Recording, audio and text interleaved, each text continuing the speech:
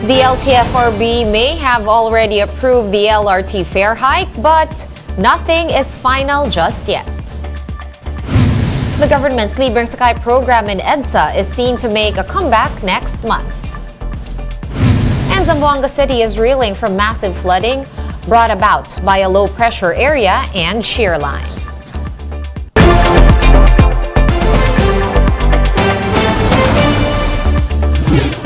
Fast, focused, and fearless. Here's a roundup of stories we're watching now. I'm Sean Yao. Passengers of the Light Rail Transit or LRT may soon have to shell out more for rides. This is after the Land Transportation Franchising and Regulatory Board or LTFRB approved the proposal of the LRT management to increase boarding fare by 2 pesos and 29 centavos and the distance fare by 21 centavos per kilometer. LTFRB Chief Teofilo Guadis III noted that LRT fares have not changed since 2015, making this hike timely. He did say, though, that it is not yet final, as the proposal still has to go through other signatories. If this gets signed by everybody, by all the cabinet secretaries and the LTFRB, this would have to take effect. I would say there's a 75 to 80% probability na matutuloy po itong increase na ito. The Foreign Affairs Department says that any phone call between President Bongbong Marcos and Ukrainian President Volodymyr Zelensky needs to be arranged first.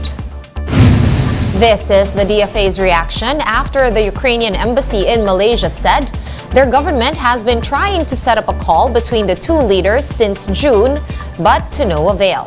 DFA Undersecretary Carlos Soreta is not pleased with this statement, saying that this is not good diplomatic practice. Soreta added that they have yet to discuss the Ukrainian government's request. We don't really appreciate when these things are done. Ukraine is a country we have a good relationship with, but when matters like these are vented by representatives of another government through the press, it's not something that we appreciate. And I think I'll limit my comment. If he wants this to happen, he has to. We have to discuss it. These things are arranged. Talking points are discussed. There's pre-discussion. It's not good diplomatic practice to be doing it the way he did. More stories after this quick break. Stay with us here on One News.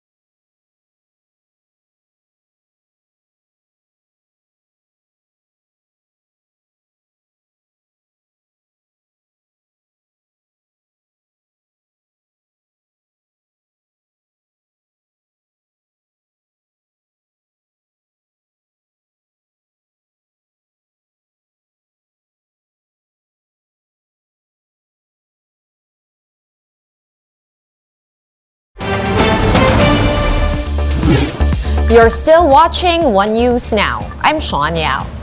Zamboanga City is now under a state of calamity due to widespread flooding. Gio Robles with the report. Rescuers are racing against time to rescue trapped residents inside their homes due to the widespread flooding in Zamboanga City. In Barangay Tumana, police officers wade through waist-high floods. In many parts of the city, roads and homes are underwater as rivers overflow. Commercial establishments were not spared.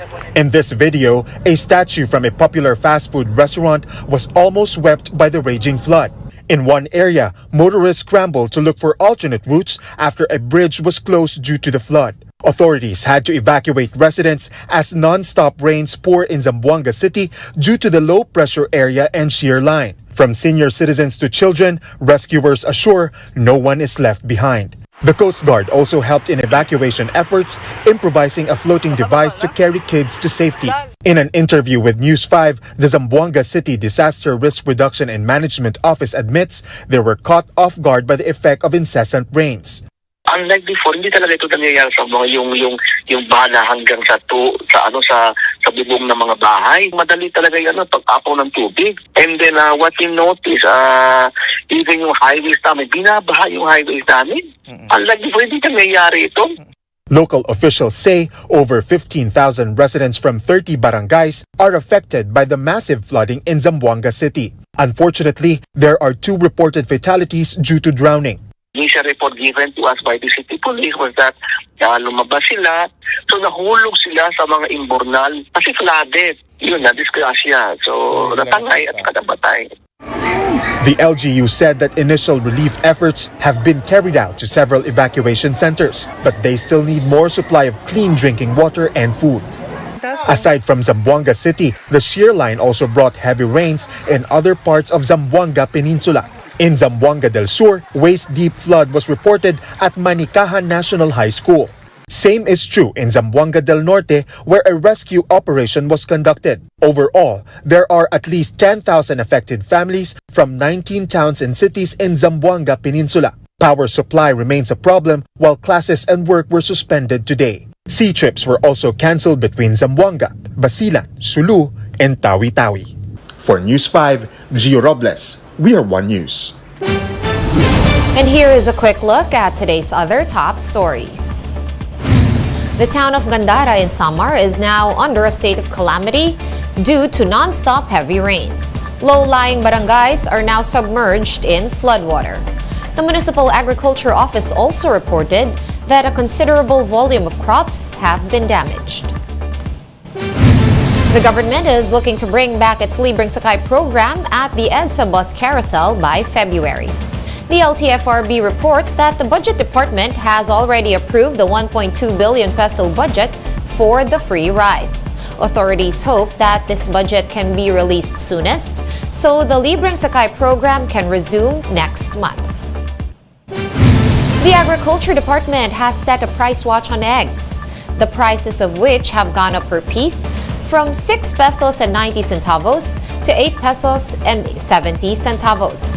The United Broilers Raisers Association said that egg farmers have been grappling with higher production costs that resulted in the higher prices of eggs. And for more updates, visit News 5, The Philippine Star, and Business World online. Visit our website, onenews.ph, for more in-depth analysis. You can also catch One News on Signal Play. Register for a free account at www.signalplay.com and stream One News live anytime, anywhere. I am Sean Yao. We are One News, all sides, all the time.